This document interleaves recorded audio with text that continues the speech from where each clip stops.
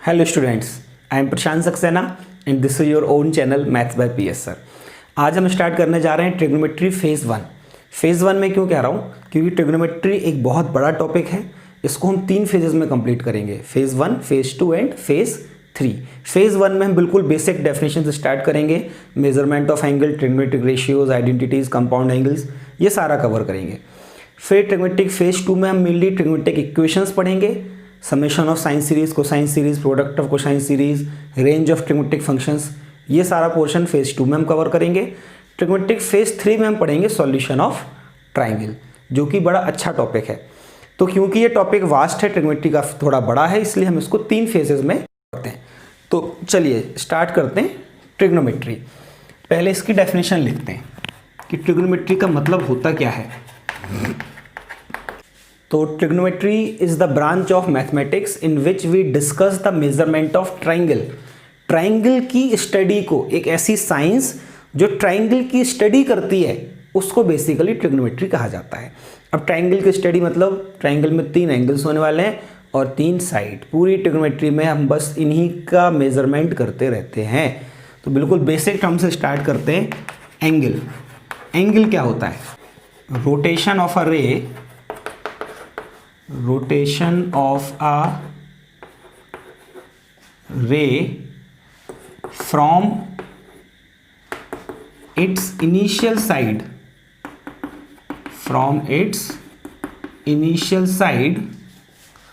about vertex is called angle। ठीक है, angle क्या है? एंगल मतलब एक रोटेशन। एक रे को जब हम रोटेट करते हैं उसकी इनिशियल साइड से, जैसे ये एक रे है, दिस इज वर्टेक्स ऑफ रे।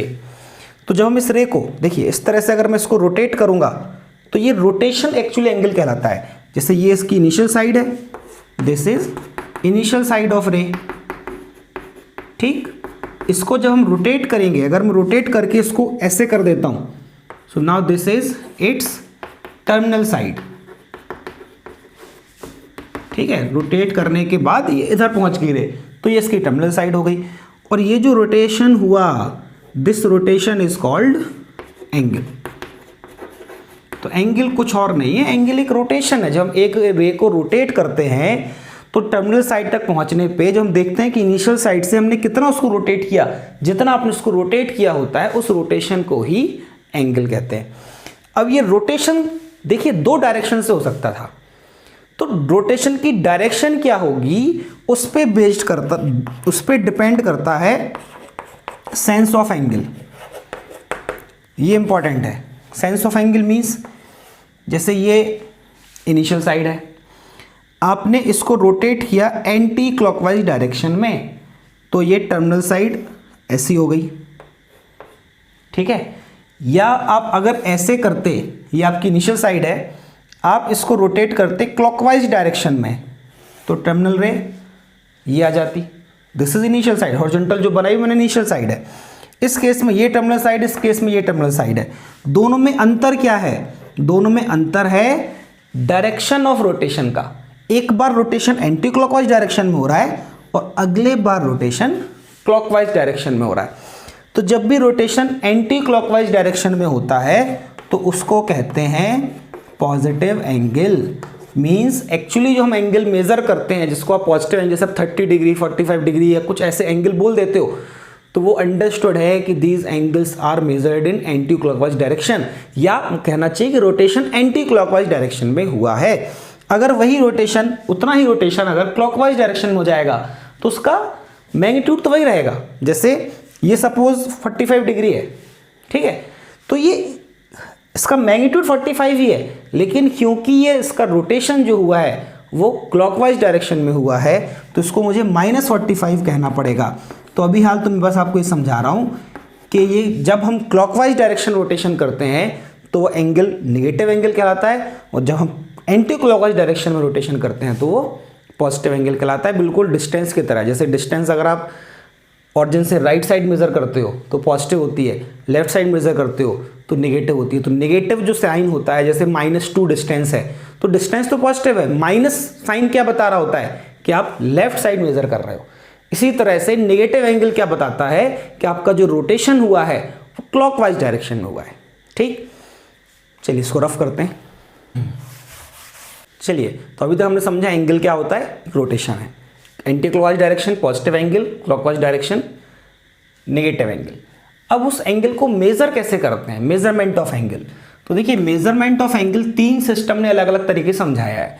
पहला सिस्टम है सेक्साजेसिमल सिस्टम। सेक्साजेसिमल सिस्टम, ये सिस्टम एंगल को डिग्री में मेजर करता है। This is actually degree measurement of angle. दूसरा है सर्कुलर सिस्टम। ये सिस्टम एंगल को रेडियन में मेजर करता है, इसको आप रेडियन सिस्टम भी कह सकते हो। तीसरा है सेंटेसिमल सिस्टम। ये सिस्टम एंगल को ग्रेड्स में मेजर करता है।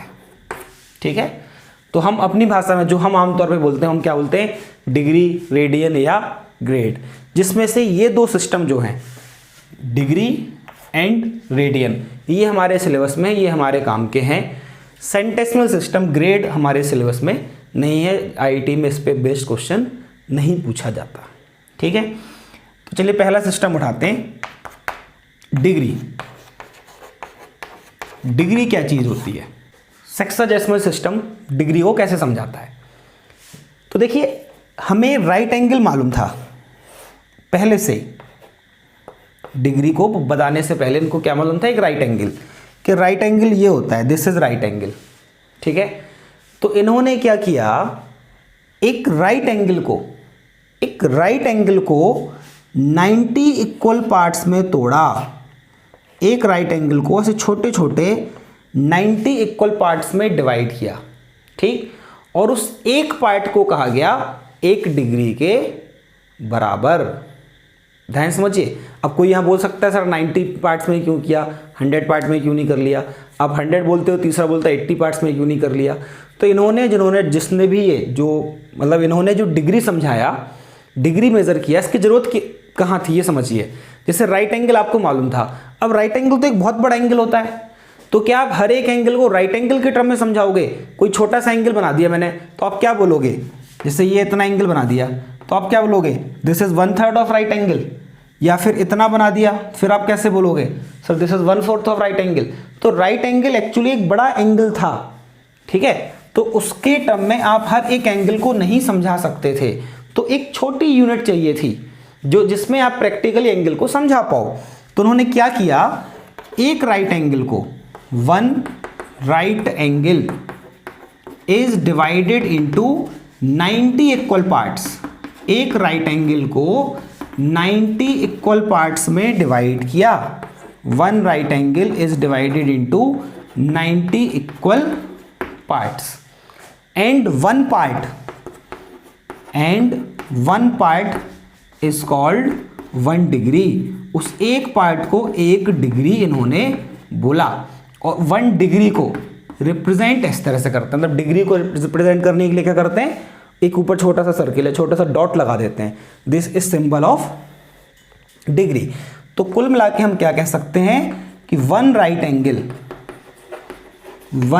Angle is equal to 90 degree. This is important. हालांकि ये सब आप बहुत अच्छे से जानते हो, डिग्री हमारे लिए इतना आसान होता है, इतनी प्रैक्टिकल यूनिट हमारे लिए, हम डिग्री में एंगल को आसानी से वैसे भी समझते हैं। तो एक राइट एंगल में 90 डिग्री होते हैं, क्योंकि राइट एंगल को ही 90 पार्ट्स में तोड़ा और एक पार्ट को डिग्री कह दिया। ठीक है, अब बात यहाँ ख़त्म नहीं होती। ये जो सेक्साजेसिमल सिस्टम है, इन्होंने यहीं पर नहीं छोड़ा इंग्लिश को, डिग्री को। इन्होंने कहा कि डिग्री तो फिर भी बहुत बड़ा एंगल है, डिग्री फिर भी बड़ा एंगल है, इसको भी सब पार्ट्स में तोड़ना चाहिए और छोटे एंगल तक जाना है। तो फिर उन्होंने क्या किया, एक डिग्री के 60 इक्वल पार्ट्स किए। एक डिग्री के 60 इक्वल पार्ट किए। अब आप समझ सकते हैं कि वो एक पार्ट कितना छोटा होगा, मेरे लिए उसको बोर्ड में समझा पाना या बना पाना पॉसिबल नहीं है। तो एक डिग्री के 60 इक्वल पार्ट किए और फिर उस एक पार्ट को कहा गया 1 मिनट। ठीक, 60 equal parts of 1 degree and then 1 part is called 1 minute. तो इस हिसाब से 1 डिग्री में कितने मिनट हो गए? 60 मिनट। और मिनट को कैसे रिप्रेजेंट किया? एक सिंगल स्लैश से, ठीक है। तो 1 degree is equal to 60 minute. अब बात यहाँ पे भी खत्म नहीं हुई, इन्होंने मिनट्स को भी, मिनट भी एक बड़ा एंगल देखा, उससे भी छोटा एंगल चाहिए था, तो 1 मिनट के और 60 इक्वल पार्ट किए। 1 मिनट जो इतना छोटा सा एंगल आप समझ पा रहे होगे, उसको और 60 इक्वल पार्ट्स में तोड़ा, और फिर उस एक पार्ट को कहा गया 1 सेकेंड। 1 सेकेंड एंगल बना। कैसे बना?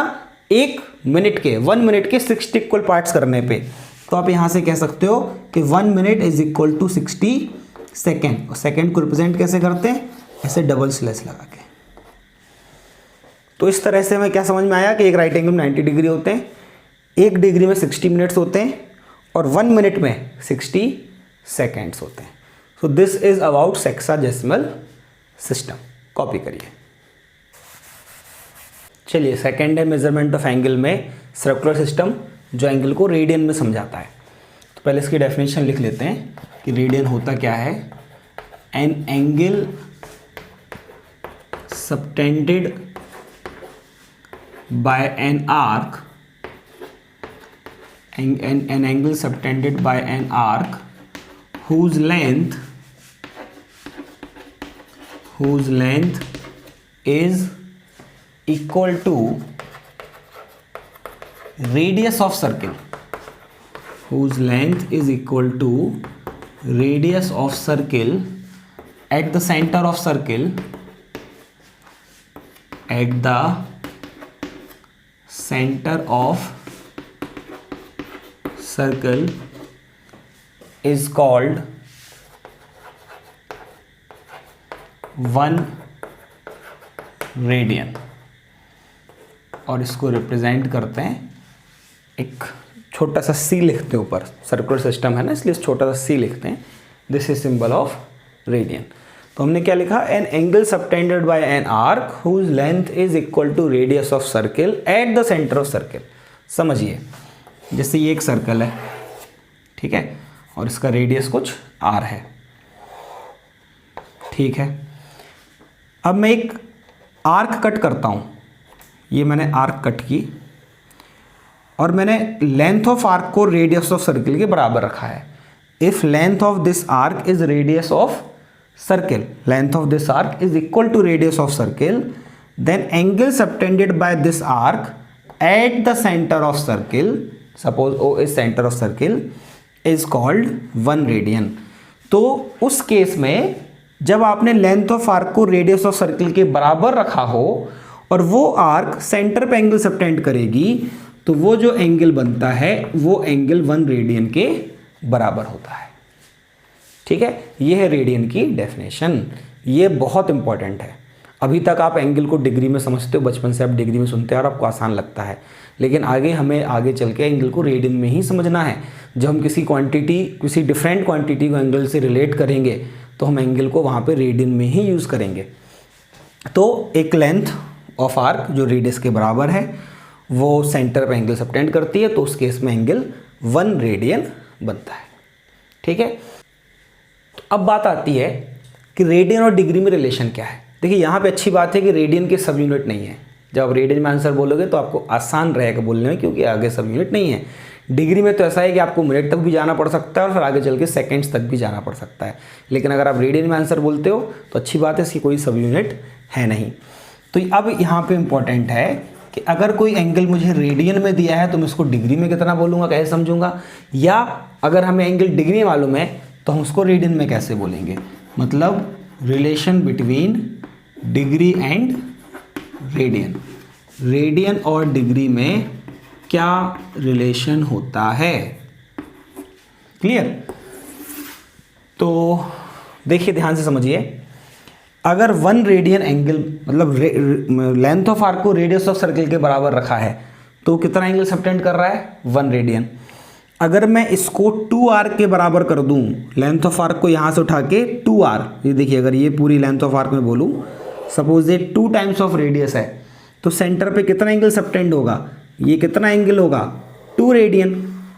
अगर आपने लेंथ ऑफ आर्क को बढ़ाया तो सेंटर पे बनने वाला एंगल भी बढ़ जाएगा अगर आपने लेंथ ऑफ आर्क को डबल कर दिया। पहले आर थी, अगली बार आपने 2r कर दिया, तो पहले जो 1 रेडियन एंगल बन रहा था सेंटर पे, वो कितना बन रहा होगा? 2 radian.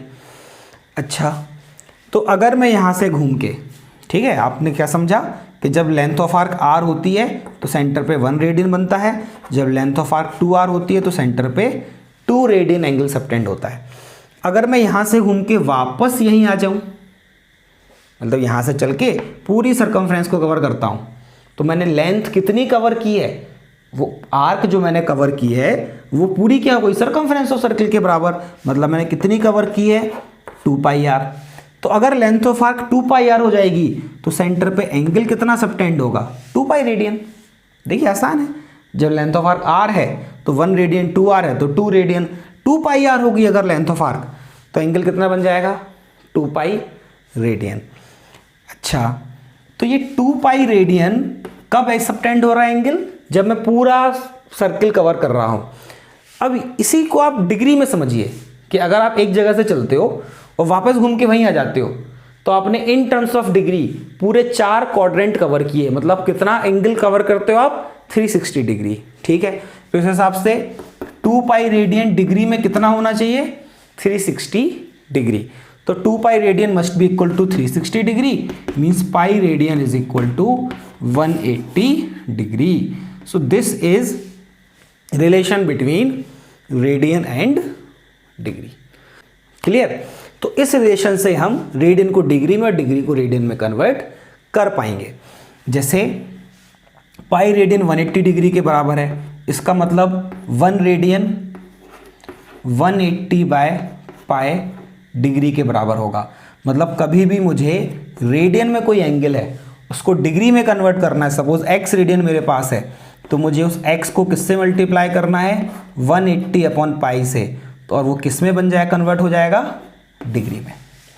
So this is conversion from radian to degree. उसको आप मल्टीप्लाई कर दीजिए 180 बाय पाई से। 180 डिग्री पाई रेडियन के बराबर है, तो आप 1 डिग्री को कितना बोल सकते हो? Pi by 180 radian. क्लियर?